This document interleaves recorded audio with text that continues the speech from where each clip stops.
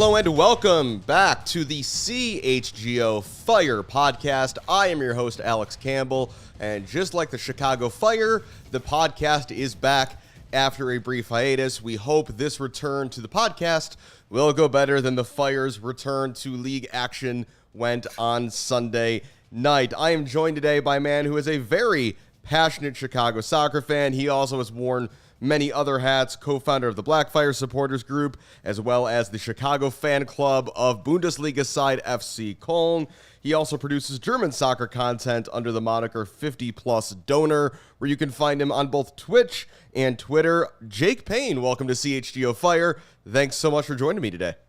Thank you for having me on. I'll ignore the shirt from what happened this last weekend, but yeah, we for those of you who are just listening, I'm wearing a Borussia Dortmund jersey. I think this is the 17-18 home shirt, and yeah, knowing that Jake's a big German soccer guy, I wanted to wear something German. I wore my Schweinsteiger German national team shirt a couple shows ago, and then the other option was an RB Leipzig Tyler Adams shirt, but you would not have been able to see the Tyler Adams portion of that shirt, and if you follow Jake anywhere, you know his feelings and many German soccer fans' feelings on the energy drink franchise that is RB Leipzig. So enough about that. We've got a lot to get into. And Jake, I think we wanted to start today with, before we get to the loss from the weekend, a lot's happened, both in the Fire and around the Fire over the last month since the last podcast. So they were, of course, knocked out of the Leagues Cup by Club America, 1-0 loss back on August 4th.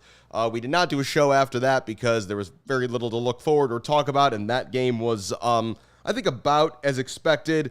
I think there's only a couple points of the game worth noting. Kacper Przybyłko misses a complete sitter that would have given the Fire the lead, and a minute later, Club America scored the game's only goal. Chris Brady was generally good before being KO'd. Brian Gutierrez took a full-on cleat to the crotch, and there was not a red card involved in that because CONCACAF. It was an interesting game, but Jake, has anything stuck with you from that America experience? Because not very much has stuck with me. It's a weird game. It was like both extremely forgettable, but also extremely eventful somehow. Like it was in that middle round. I think what's going to stick out for most people is the Kacper miss. Like, I'm someone who doesn't want to be too hard on players a lot, but that miss really did culminate a lot of it. It didn't help people's feelings about him. No. Being not underrated, but like just going under expectations right now. Like he was so good with Philadelphia. I have no reason why he's struggling so bad here. And like that miss, like if you haven't seen it, it sounds like it would just be like it could happen to anybody. This was legitimately like a very awful miss. Like it looks like me trying to shoot with my left foot, which I have no left foot to speak of whatsoever. And I don't even remember. I don't know who hits the cross at that point in the game. It might be Arnaud Souquet, maybe Maran Haile Selassie. It's somebody down the right. And it's just a perfect ball across the top of the 6-yard box. He's 2 yards out. The keeper's given up on the play. He's got no shot. Yeah. And like the keeper's just watching, and it goes into the side netting. And to your point about kind of the knock that's been on Kacper, this is now culminated with I guess I'll call it the rumblings and the chatter over the last 2 weeks since the release of Major League Soccer's impending free agent list, which notably did not include Kacper Przybyłko's name, neither as a free agent or somebody with a team option. And no one said anything official, but I've heard from people I trust that he did in fact get a contract extension through the 2025 season that the club just didn't announce. So that's not exactly helpful to the entire aura around Kacper Przybyłko right now. But yeah, I mean, I'm beating a dead horse here, but I mean, he's a very nice guy. He's good for the locker room. No one's got anything but nice things to say about him as a person, and it just hasn't worked out on the Fire side. So the Fire get knocked out of the tournament, but of course, the story of the Leagues Cup was Inter Miami and Lionel Messi winning 7 games in a row. They completely took over the tournament. Messi scores 10 times in 7 games, including in the final. This tournament, for being as Jeff Ruder of The Athletic helped us preview it here on CHGO Fire, and he basically said, yeah, the only point of this was the money. And, for a tournament that was pretty much just a big money grab, I actually thought it was kind of fun. Not sure if we're ever going to see it again because we've got Copa America and the Olympics next summer. 2025 sees the United States host an expanded 32-team Club World Cup. And then, of course, you've got the Men's World Cup in 2026 and maybe the Women's in 27. So summer in soccer in America is booked for a while. But, I don't know, Jake, what are you thinking about the Leagues Cup? I was skeptical, but this was more fun than I thought it was going to be. I think it was interesting counterbalancing that with like Women's World Cup going on, although not like time wise, but I think attention wise. Like you said, for something that was like very purely about money and like they weren't really hiding that at all. No. There was a lot of interesting moments. I think like the chaos of having two very chaotic North American leagues playing each other made itself very present. Like you had, the Copa America fans storming, like running onto the field during Nashville. You had all the goalkeeper antics. Just Messi, like the Messi. I don't know if we're going to talk about the Messi signing, but that thing. I mean, he looks like someone who recently played at PSG, playing people like defenders who might make league minimum. Like he looks like he should not be here. Thought it would look like. I saw a great tweet. I think this was from Kim McCauley, who does a lot of great women's soccer. Coverage. And it was basically like, I expected Messi to be walking around and looking like he was on vacation, and instead this guy's out there running sprints like it's Real Madrid. And I think that's the funny thing is like, yeah, like Messi, I mean, how long this is going to last, who knows? But like, at least for his first 7 games in that pink shirt, he's been Leo Messi. I mean, that goal he scores in the final where he leaves Walker Zimmerman for dead and then just bends a perfect shot into the top corner. I mean, it's unreal. It is unreal to watch. And is any of this legal by roster standards?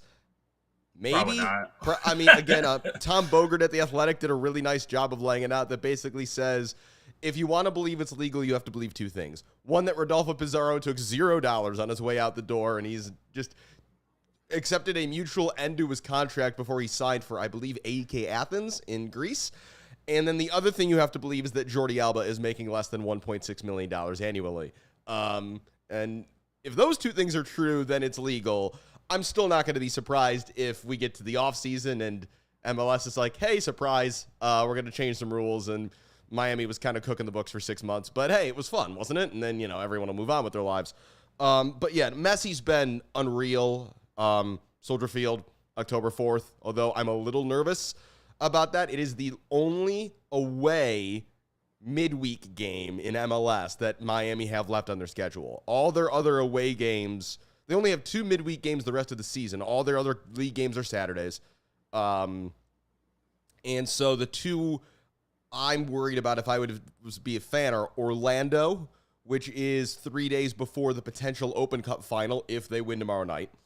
And I imagine not just Messi. If I'm Tata Martino, I'm like resting like everybody for that Orlando game. Like there's no go win a trophy. And then the Fire being an away game in what would basically then be a 3-game week. And the field is going to be interesting because but we want Messi to come to Tango Sur and get some good steak. Tango Sur, wherever he wants to go. I mean, what's the other Argentinian steakhouse? I mean, the Brazilian one's Fogo de Chao. But well, there's El Che over here on Madison, which is delicious. Yeah, that's it. Yeah. If anybody's got a good recommendation in Chicago for an yerba mate, like let's get those going. And if you want to get an Argentinian to like pilgrimage to a place, just tell them there's yerba mate. And it seems like Argentine international soccer players will just flock there because I don't know if it's even allowed for them to like post an Instagram story traveling without mate in hand. It's amazing. Don't give them any home. Keep home field advantage. Send them to Pizzeria Uno or something. Just lie to them about where to go. Just send them to the most touristy places possible. Just go. Send them to the Rainforest Cafe, even though it's been closed for like 5 years. You know, why not? Send them to Navy Pier and they'll never want to come back. They're not coming back. So also the other fun note I think we want to touch on about this is Liga MX teams real mad. Which some of which was funny because they were complaining about how the refereeing was unfair, and the referees they were specifically mad at were Liga MX referees or maybe some other CONCACAF Central American referees. So that was a good time. And then Tata Martino, who of course might have a bit of a bone to pick with just Mexican football in general, shooting back. It's like, hey, you guys agreed to take the money to play this tournament in the United States. So yeah, you also alluded to the goalkeeper antics.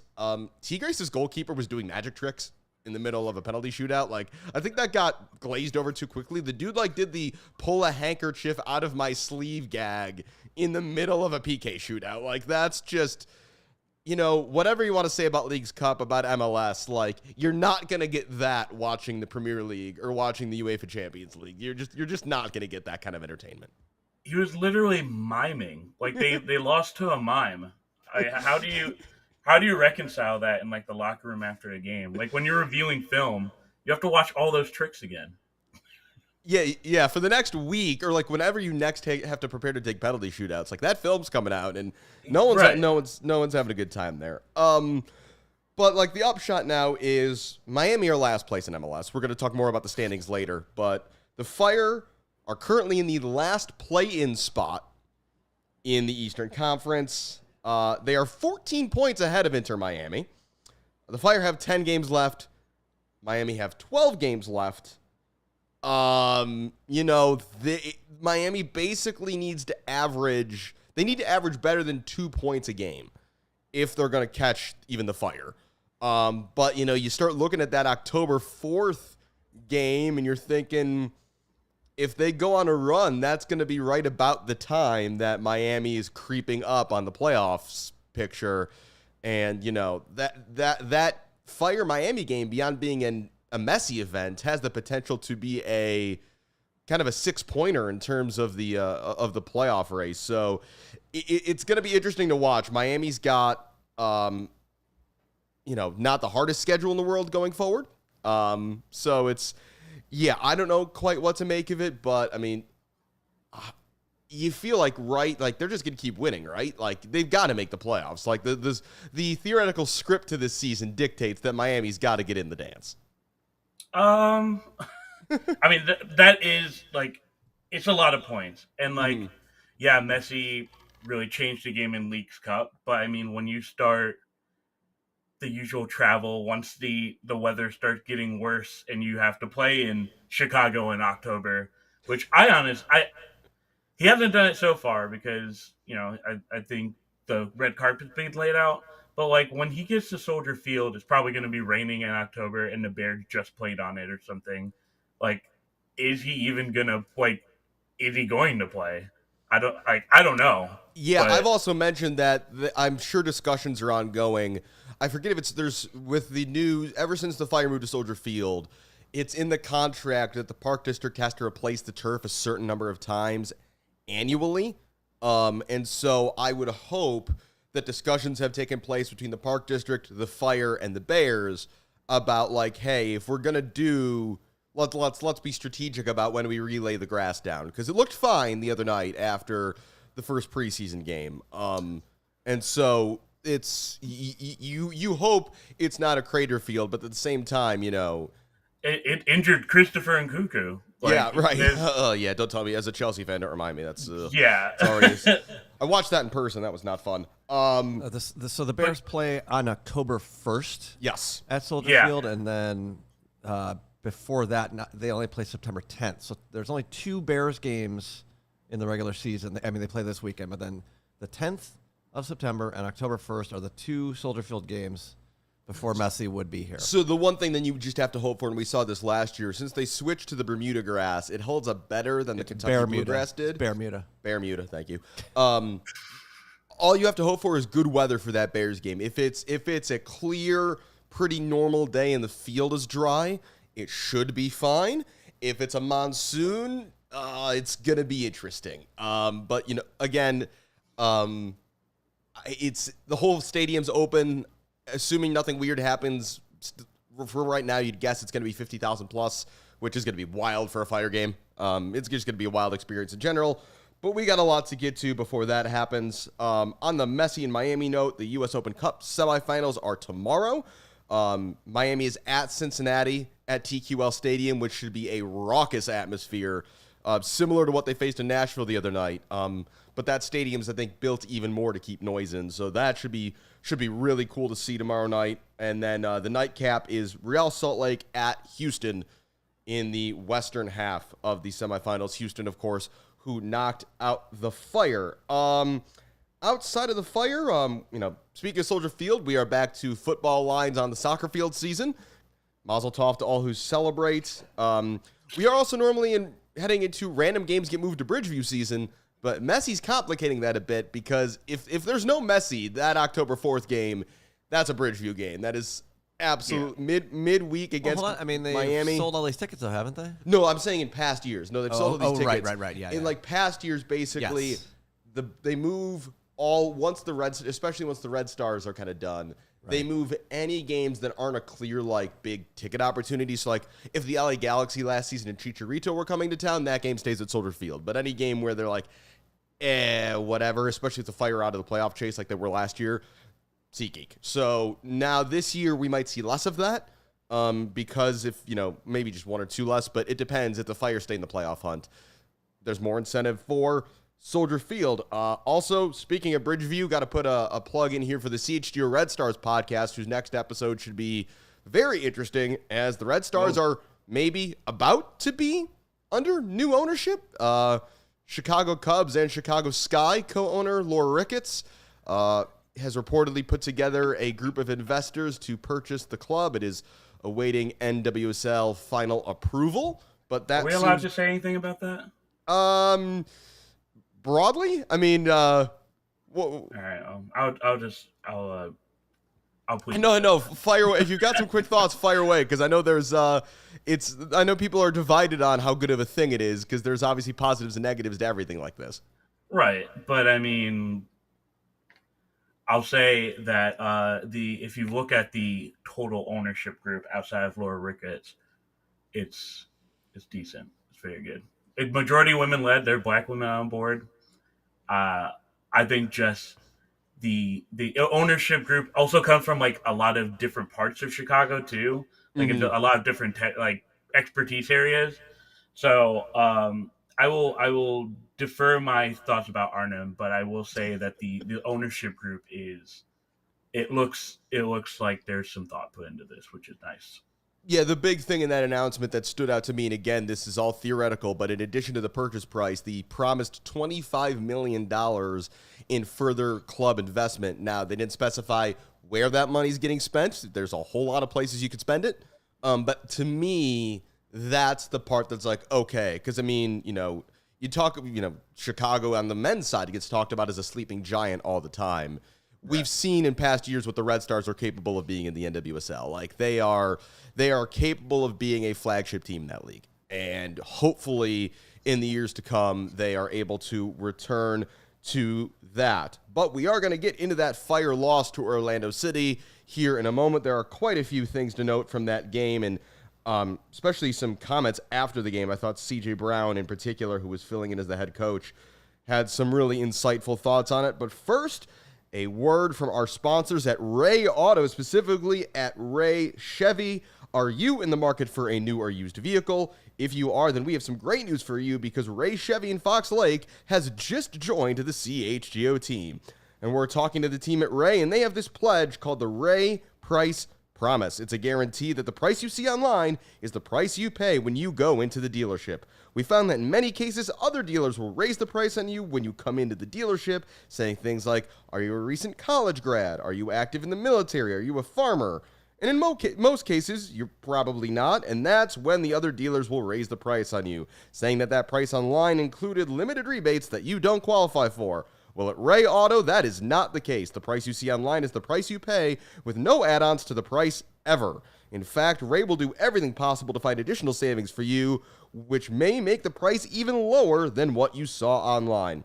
As one of the top-selling dealers in the Midwest, you'll always be able to shop one of Chicagoland's largest inventories and save big at Ray Chevy, because they now have over 100 Chevy Trax models available, starting at $21,495. Now through August 31st, all buyers can qualify for 0% financing, make 0 payments until 2024, plus put no money down, and best of all, 0 hidden fees with the Ray Price Promise. Visit Ray Chevrolet in Fox Lake or raychevrolet.com, serving the community since 1963. Find new roads. Chicago Fire 1, Orlando City 3. It's weird, Jake, when you look back at the Fire over the last couple months and you look at their MLS form, they've been excellent.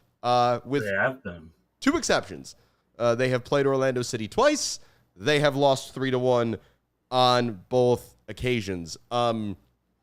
CJ Brown, after the game, noted something that I think a few of us in the press box had noticed as well, is Facundo Torres, their big playmaker, started on the right side and would come over to the left, and they were just overloading constantly. And the Fire did okay at first, Carlos Terran in particular, with a couple good clearances early. But you could see watching this game, I think after the game, CJ called it unusual the way Orlando attacks. And I think that lined up. It was definitely a different way to see a team played. And I also thought Jonathan Dean did okay for most of the night in terms of actually handling the fact that he was often staring at 3 dudes all charging at him at once.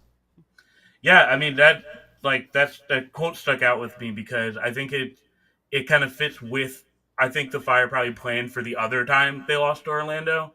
And that was a good halftime adjustment, because I would say the first half was actually pretty good for the Fire. But yeah, they were playing very, very confusing. And I think not having Chichos, I mean, of course that's going to come from me, but yeah, not having Chichos definitely showed its head towards that second half. Tough loss against the Mickey Mouse team. Jokes aside, it was. I know a lot of fans kind of were like, "Yep, the Fire are back," which, I mean, it's always funny to make those jokes, but I think for their first game back in almost just under a month, I think it was 5 full weeks off. So yeah, I mean, it had been they didn't play friendlies or anything in between that, as far as I'm aware. It is what it is, right? They were missing some key players too. I'm not super upset over it, but it would have been nice to obviously win that. Especially, we looked at the table earlier. These games are going to start becoming those games where you look at the schedule and you're like, we should have gotten at least a point. Yeah, we'll touch on this toward the end, but the Fire's remaining schedule you can divide pretty evenly into 2 halves. The first half of it is relatively easy, and the second half of it is brutal. But yeah, let's get into this game. A couple notable notes ahead of it. No Frank Klopas on the sidelines. Frank had tested positive for COVID earlier in the day, so CJ Brown was the acting head coach. No Chris Brady. He is still dealing with an injury that he suffered that saw him be subbed out of that Copa America match. He was questionable all week, so the hope is next couple weeks, maybe you see Chris Brady back between the posts. No Rafa Schihos, because he was serving a suspension for yellow card accumulation, which won't get too in the weeds on, but he should have been due to be up for it. He should have been back in this game, but he was cited for crowding the referee in an incident in the Fire's last game before the break, which then erased the fact that his 5 games was up. But Jake, since you're here as a big Cologne fan, what gave you that impression? Yeah, in addition to being a big, you've been a big Rafa Schihos admirer for a long time. As a big fan of him, obviously people who follow the Fire will know it's obvious he's a good defender, and it's obvious he's a very vocal leader as the captain. From your perspective, though, what else do you stand out about Rafa? What do you like about Rafa as a player, as a guy, beyond what someone might notice from just watching him play? Well, real quick on the Spencer Richie thing, dude, what are the Fire doing, man? They always have a goalkeeper recently. It's crazy. The save he made in the first half, where it was going to be top corner and he saved it. I was like, how do we keep getting away with this? But he said after the game he thinks it's the best save of his career. I wouldn't doubt it. But for the Rafa Chichos thing, so what I was super excited for about this signing was one, he's not the fastest player, and especially in Bundesliga where you play high lines usually and like counters are very fast. Like you have people like Erling Haaland being able to be on the counter. Like you can't really exactly be slow, but his positioning, and I think you're seeing it with how he plays in the Fire, is insane. He is the best. He's one of the best positioning center back I think in the league. Just because of that background, he honestly could still be playing Bundesliga in my opinion. But the other thing is, yeah, he's like a very he was the captain. He wasn't the captain with Cologne because Jonas Hector, like nobody's gonna be captain Yeah, over club him. legend, German national team former. But no matter like when Cologne was changing coaches, like what seemed like every season, no matter what, everyone else got switched out. Everything changed. Like there wasn't a whole lot of constants, but he was always starting on the back line, no matter who the coach. And I think that should say a lot about him to people who didn't know who he was, is that no matter what reign was over FC Cologne, he was in their plans all the time. And the team was very sad when he left. But I think it's because he can age a little more better in MLS. He is a very physical center back too, so he is able to like have his game go longer. I think in MLS, and I hope he's retired with the Fire. But we'll see what his career plans are. Yeah, he does seem to like it here a whole lot. I became aware of him during the COVID period where everybody's Bundesliga watching increased because it was the first thing to be live on television that returned to sports. So I had only seen him play. Hold on, shout out to Korean Baseball League. Come on. Shout out to Korean Baseball. Yeah, Korean Baseball League was fun. Korean Baseball was also great. But yeah, whatever that first Bundesliga game was, it was like Schalke against like forget who, but it was like everybody. There was a bunch of people who had never watched German soccer before who had just decided this is the only thing on. I will watch this. Anyway, you talked about in this game, Jake. The first half was fine for the Fire. First 15 minutes, Orlando kind of held the ball and did nothing with it. Then the Fire around minute 16 do get a good chance as Brian Gutierrez blasts over a cross that was set up by Jonathan Dean. I think a couple notes there. I mentioned him earlier. It's looking like we might be at a point where Jonathan Dean, who was signed as a free transfer from the Birmingham Legion of the USL Championship, has benched longtime League One veteran Arnaud Souquet. And, Souquet looked okay early in the season, but, that's not a development I saw coming. It's not something I think a lot of people saw coming. And he's not going to win, like, Team Player of the Year or anything, but I think Jonathan Dean has in general been a pleasant surprise in terms of what would have been reasonably expected from a guy who it felt like was just making up the numbers when he got added to the roster in preseason. Yeah, I thought they were just like kind of like filling out the roster when they got him. No offense, Jonathan Dean, if you're watching, but the times they need someone to step up in like a defensive effort, he's been. If he gets subbed in, if he starts, like he's stepped up, and like they struck gold on that, and I hope he, I don't know what's the future's gonna look like, but I really hope he's pretty young too, isn't he? So yeah, I think he's like in his I want to say he's like 24. Then they should 25. Yeah, I think he basically served out his first contract in USL. And then must have known there was MLS interest because you don't just walk away from that a starting job on a USL Championship team without knowing that something better is coming around the corner. But yeah, no, I think he kind of was marketed as a straight up wing back because that's the position he played in USL. He was playing in a team that played in a back three, and so to see him be defensively so confident, not only at right back but also he's had to play on his weak side at left back a few times. And he's looked okay there. Played the first 2 months of the season with a cast on his right hand after breaking his thumb in preseason. So no, he's been a breath of fresh air. On the other half of that play, though, is Gutierrez hitting the ball over the bar. And Jake, I was curious how you feel about this because I feel like this season was supposed to be the Brian Gutierrez makes a leap season, and it feels like we keep seeing these bits of promise. There's these sparks, there's these moments, but I feel like we're starting to head towards a point where I feel like it's becoming an open question if and when he's going to put it all together. And I mean, I know he's still super young, but it just kind of felt like he was on this incredible trajectory late last season, early this season, and then it just kind of feels like things have stalled out a little bit. Do you think that's fair? I think he's had to deal with a lot of change.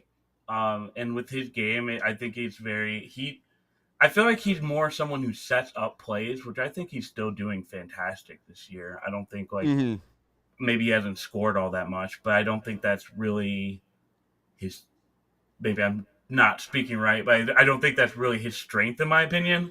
Right. I think just like the way he opens up plays, the way he's able to find open man and like kind of advance the ball forward, whether it's on counters or whatever. I think he's still doing that very well. And yeah, I think the scoring piece would like fill it out very nicely where he does get these rumors back of like before the season, like with Dortmund and RB Leipzig and some of the rumors he was in. But I'm not going to hold too much against him, or really for a lot of the players on this team. They've had the game plan change, it seems like, every month. So it's a little hard to build an offense around that. Yeah. Yeah, and of course, again, he's playing somewhat out of position. He's playing nominally as a left midfielder. But, you know, the Fire, when they're on the attack, their front five, if we'll call it, Miguel Navarro is the furthest to the left. Gutierrez then kind of in that left channel, that left half space, with Shaqiri on the other side of the striker. But, yeah, there's still a lot of promise there. I agree with you. He's more of a piano carrier than he is a scorer.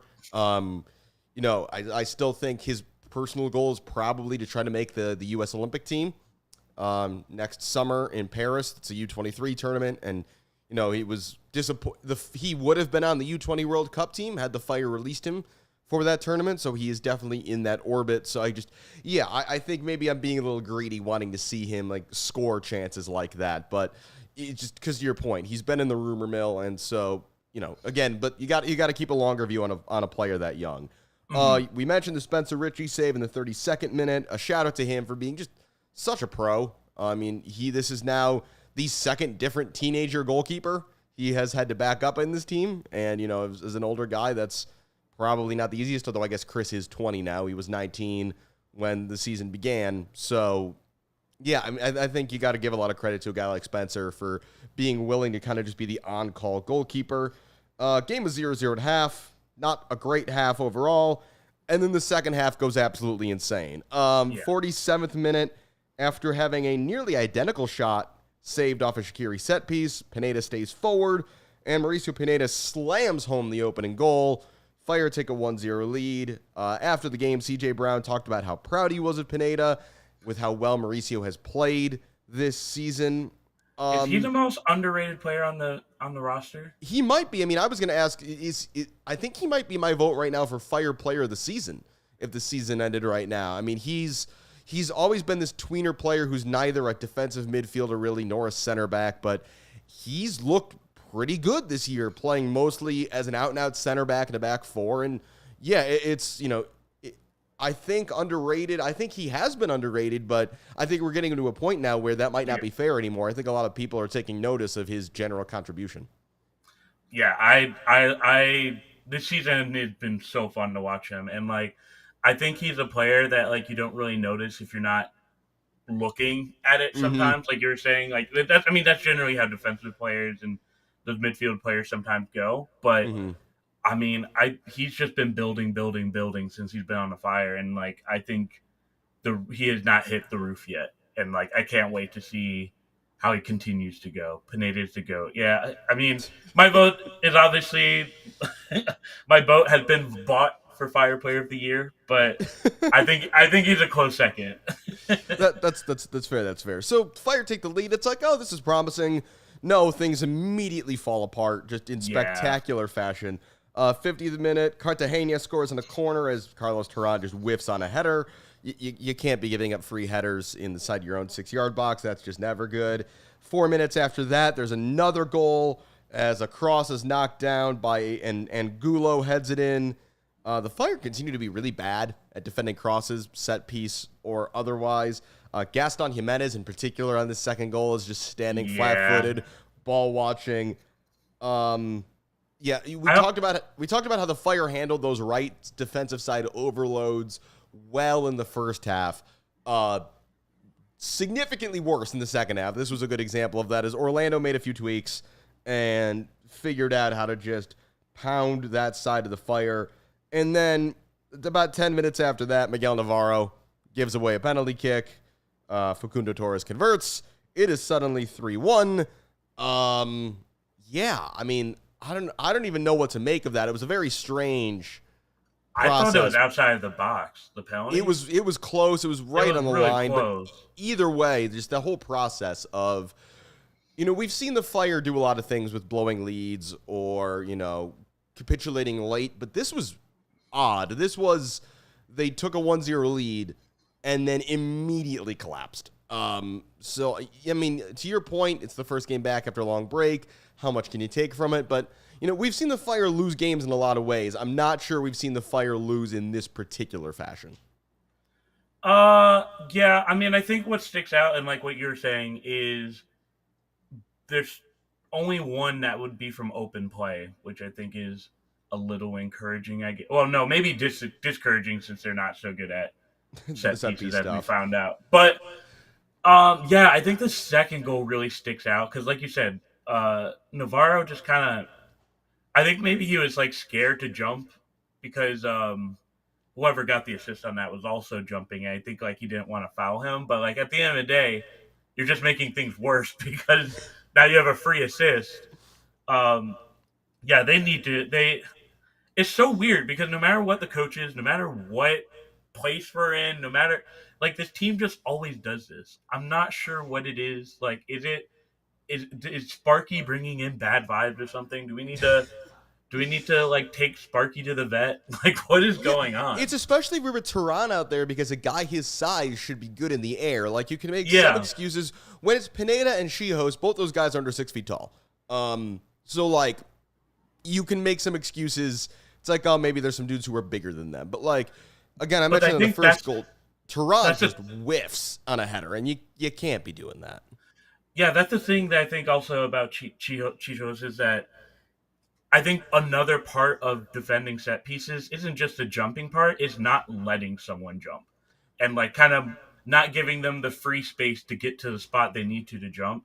And I think on the two goals there, like you see with Pineda, he just kind of isn't aware of doing that. And I think that no matter who's in the back line and whatever, like that needs to definitely change. Because you saw on two of them that they just kind of don't be physical with people in the box and just let them go to the spot they want to go to. So, couple other quick things. Not happy that we have to note this, but it's worth saying. There's no excuse for the chant ever, no matter how disappointed you are in the team on the field, no matter how they're playing. I guess the one positive thing was that after the PA announcement about it, it did stop. This is now the second game in a row this has happened. The other game being the Club America game. There was a warning right at the end, and the referee just didn't finish stoppage time, which is a common CONCACAF occurrence at this point. And maybe on that occasion you can deflect blame to visiting supporters, but there's no deflecting blame this time. We just really don't need to see that, and that's all I'm going to say on that note. But then I do want to highlight a quote from CJ Brown after this game, because I really enjoyed the way he put this, is if we hope another team gets us into the playoffs, then we didn't earn it. We have to earn it. And I mean, I'm speaking to I'm preaching to the choir here of people listening to the show, but I really like CJ Brown. He's a good dude. He's a Fire legend, and just the way he put that though was just like, yeah, that's it. Like, you can't. Is it possible the Fire are going to backdoor their way into the playoffs? Yes, but like, they won't be satisfied with that. So I really like that energy. I really like that kind of ethos as the team goes forward. Yeah, that's the quote you want to hear. Like, I think, usually around this time of the season, even if the Fire like down, it's kind of like the team has given up. But like that quote, with it being that close, I think it's good to see that the team recognizes where they're at. Like whoever the GM is going to be, or like CJ Brown, and I think even by extension Frank Kolbas, like it has to come from somewhere. For both of them to be so pumped about, like, we want to make sure that we're playing our best every single game. To come out of the box, especially a loss like this, and just still be in that mindset is very encouraging. And like that is a quote that that I hope the team continues to exemplify as the season goes on.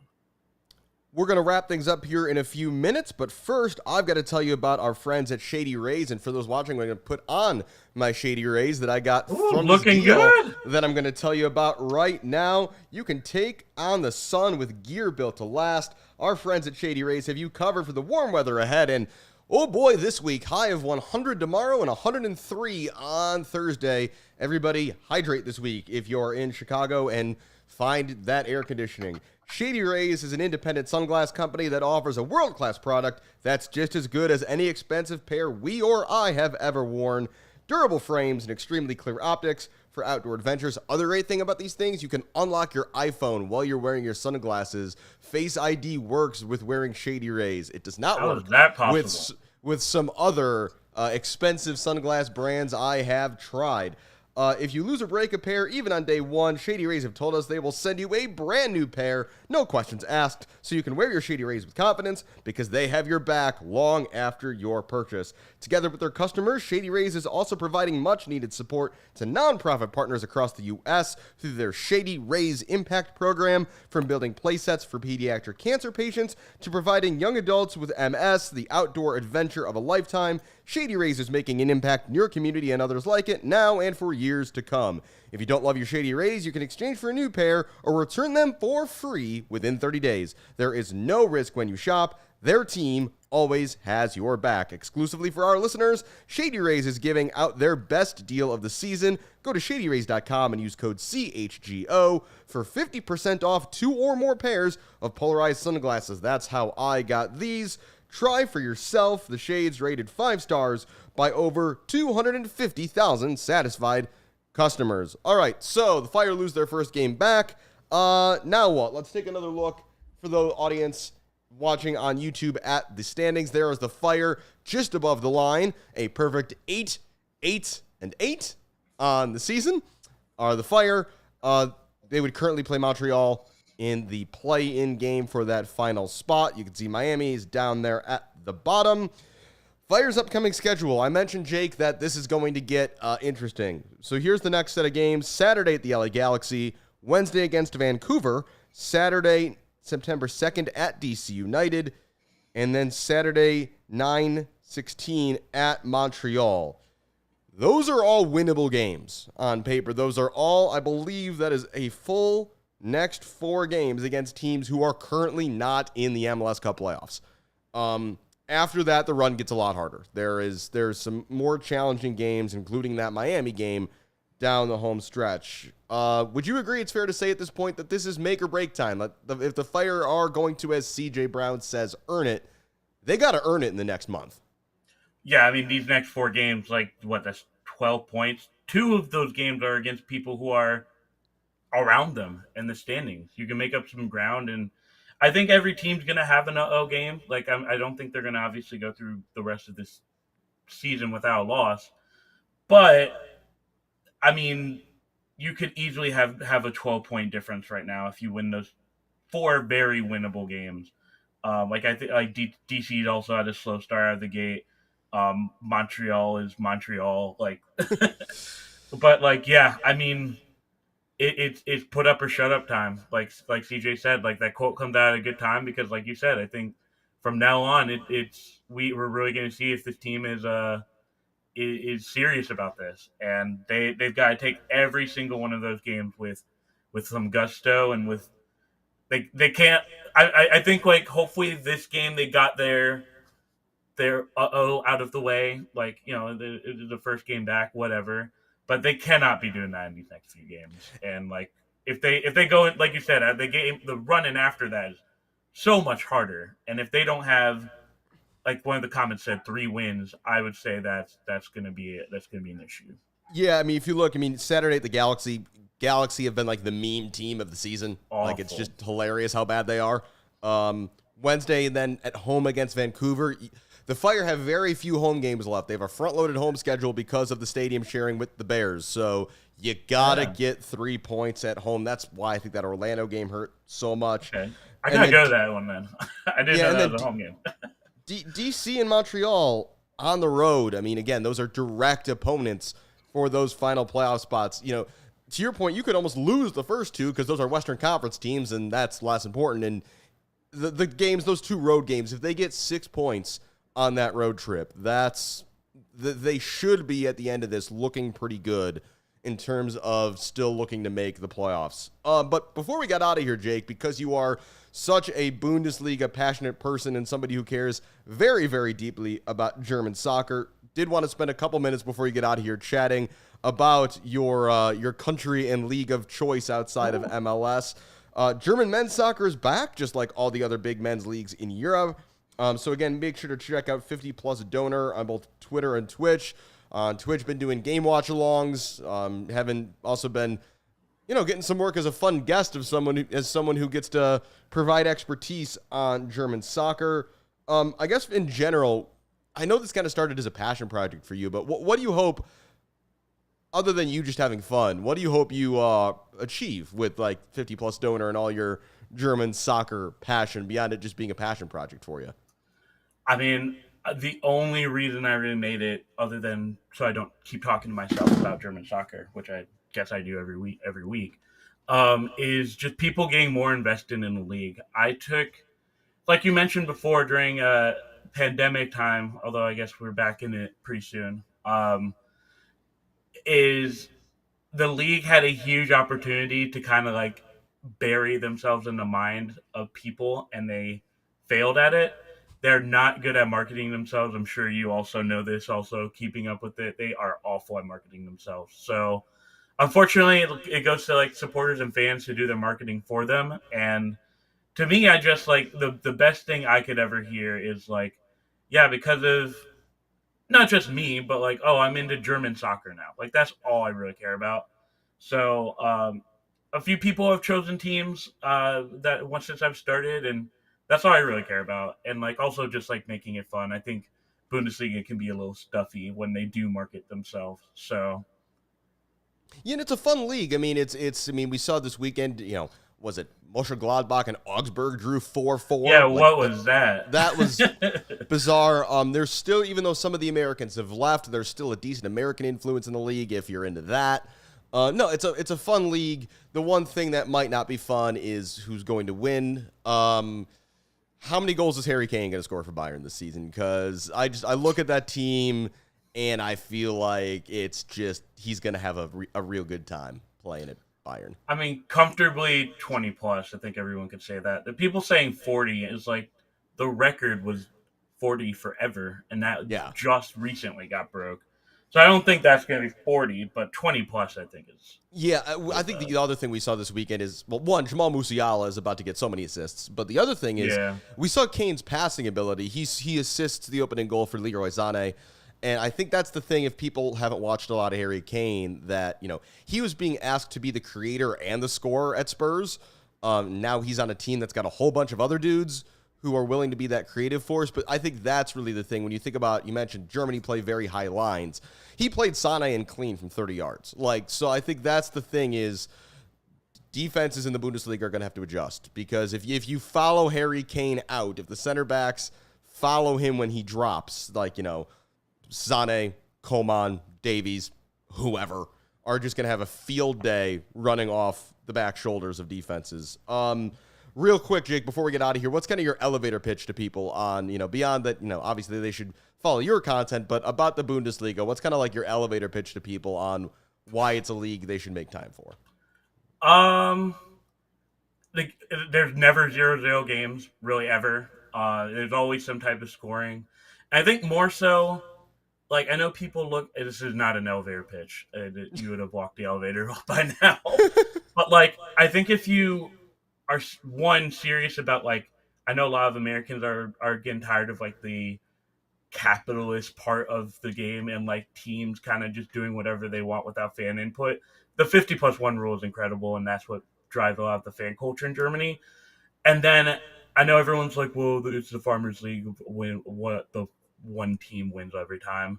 Every other spot is up in the air. Like you can never really tell what the table's going to look like outside first, and that in itself is still competitive. I know it's not the league winner you get, but Champions League's never set, relegation's never really set. So. Mm-hmm. Yeah, although I got to say, I don't feel good about Heidenheim's chances of staying around. I think they're kind of like Luton in England. Everybody, please. I'm a Heidenheim truther. I think. Yeah, just everybody, please enjoy your tour of the top flight this year, and you have a good time and don't have too many expectations. And then Dortmund is insane as always. They just refuse to sign defenders, but they're going to be fun going forward. And then I think the team, though, if people are looking for a team to watch this season that isn't Bayern, who I think is going to be fun, Leverkusen sold a couple people, but they got something there. They got and they got Florian Wirtz, who might be the best under 22 player, most underrated under 22 player in the world. He's fantastic if he can stay healthy. So I think that's going to just about do it for this episode of CHGO Fire, with a little cherry on top of some Germany chat at the end. Jake Payne, thank you so much. Where can the people find all the stuff you are up to? Don't follow my personal Twitter. It's awful. But you can follow 50+ Donor on Twitter and also Instagram and also Twitch. It's the same on literally every single one. I'm sure a lot of Chicago soccer fans listening and watching are familiar with Jake's work already, but if you are not, check that out. And we'll be back on the CHGO Fire Podcast in a couple weeks as the Fire try to capitalize on this easier portion of their remaining schedule. I'm Alex Campbell. Shout out to Lawrence behind the scenes. Thank you to Jake for joining us today, and we will see you next time here on CHGO Fire.